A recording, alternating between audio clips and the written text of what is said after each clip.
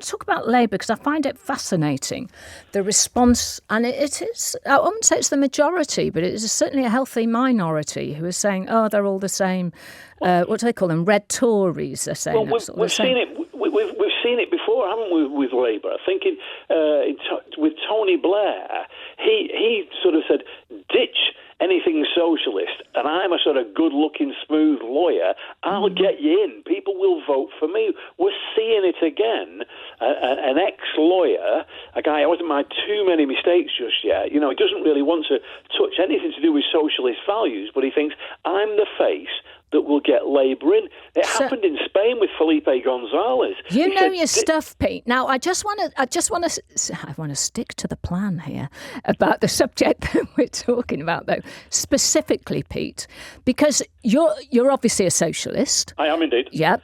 Good Blackpool lad, and you were talking in just the first few sentences that you said about taxing the wealthy. Now, that's what you're not talking about is a rise in income tax. And Correct. I think a lot of people are confused about all of this. And over the last couple of weeks, we've spoken about the differences between capital gains tax, which is another word for it is like a capital gain is unearned income, people say sometimes. Yeah.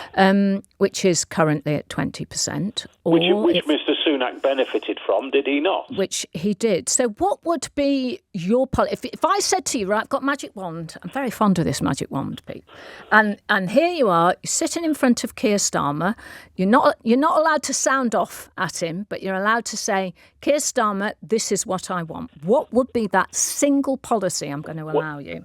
Well, okay, I'd people sitting in mansions and who have this unearned wealth, I would tax again. I would separate it from income tax. But people who are sitting in mansions and have these income streams that seem to be untouchable by a tax that would fund a proper welfare state, and we could start to have something that looks a little bit more like Denmark, where yes, they pay high taxes, but when they get ill, they get looked after.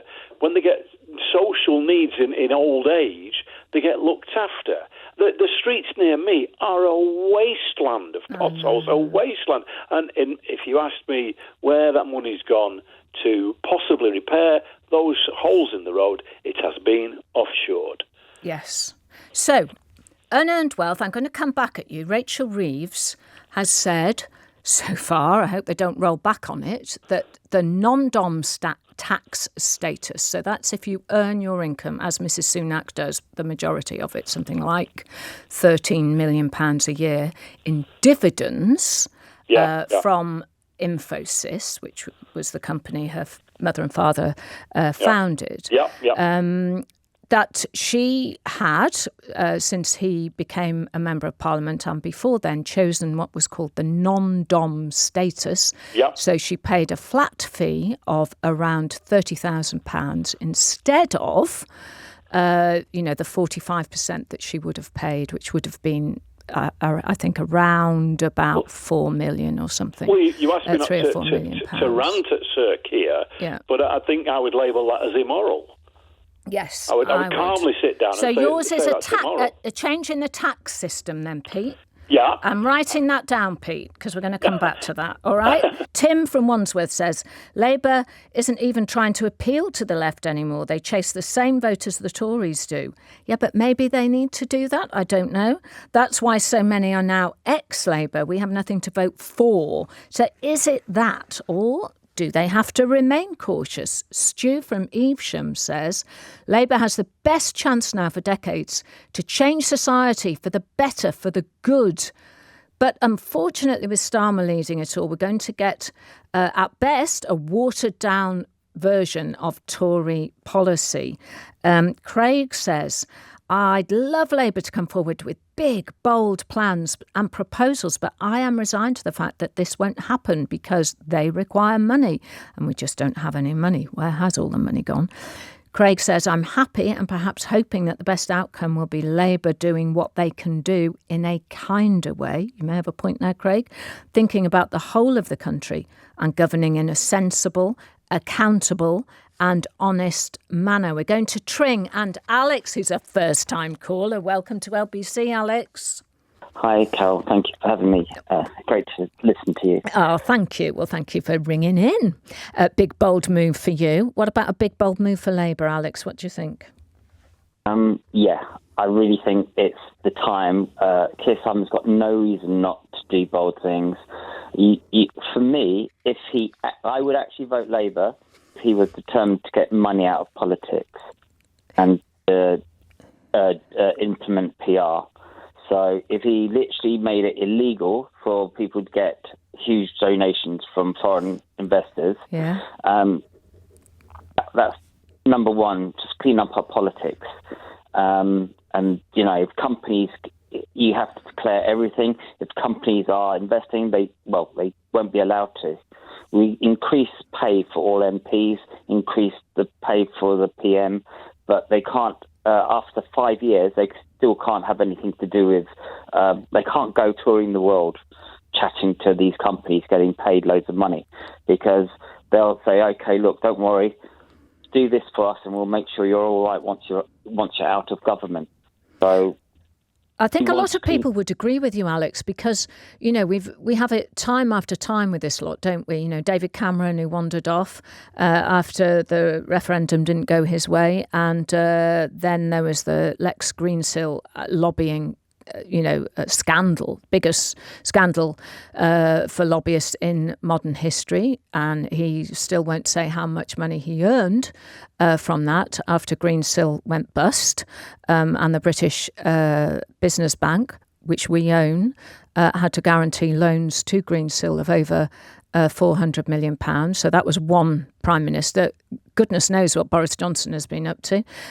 We know about the VIP PPE lane, and we know about very recent changes that the Tories have made to voting and the electoral system, where now they can receive donations from people who are not based in the UK, and that is now a legal thing to do. So for people who have gone offshore, let's say, and now live in Monaco or elsewhere, they can make donations to political parties. So you would tidy that up, Alex, and say you'd have a big sign saying no more. That's right. I'd actually put the politicians in prison. If they're going to be defrauding the people, well, then they can suffer the consequences, because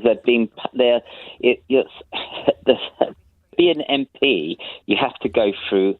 It's a big job to get selected. Yes. So you're actually supposed to be sacrificing yourself. Well, I believe you should get paid for it, but then you're not going to get any money from anywhere else. We can't say that all politicians should go to jail, although Sarkozy last week, wasn't he? He has been sent to jail in France for electoral, I think that was for financial dealings, but he's certainly been sentenced. But what would you say to Labour, right? My magic wand's come out, Alex. That one thing that you would say. PR. Proportional representation. OK. Alex, thank you so much for ringing in. First time caller. Thank you. We're going to Harrow. And Simone. Hi, Simone. Hi, Carol. Nice to speak to you again. You too. My daughter would kill me because one of her subjects at A-level is politics, and she's very Labour. Yeah. We're not. But my heart says to vote, give Labour a chance and give Keir Starmer and a new lot a chance to get us out of this mess. But my head says still stick with Conservatives. Even Why? Though I'm not. Why? Because they get their numbers wrong. Who gets their numbers wrong? No, but seriously, Simone, who gets their numbers wrong? I just feel that Conservatives, I just feel safer with them. And I know that sounds like, I'm sure people are screaming at the radio, but a bit like a pantomime. But I just feel that, I don't like any of the Conservatives, but I just feel that it's safer. Why, though?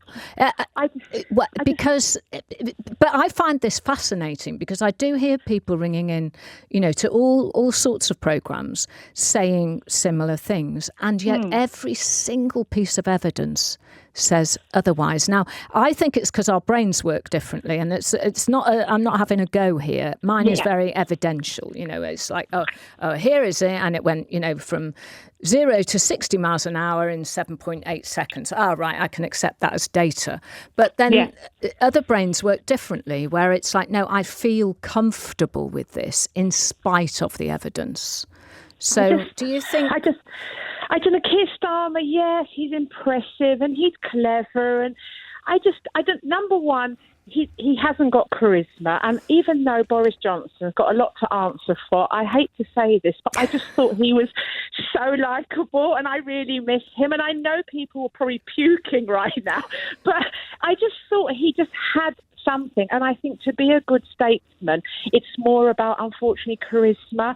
And I just feel it is for you. It is for you. It is for me. It is for me. And I just think we're in such a mess and we're all struggling. We're struggling. Yeah. We're all struggling. And I just wonder if Keir Starmer can really come along and, wave a big magic wand and make... So this genuinely is my question, because I can... you're not sort of married to the Conservatives, although you are saying things... No.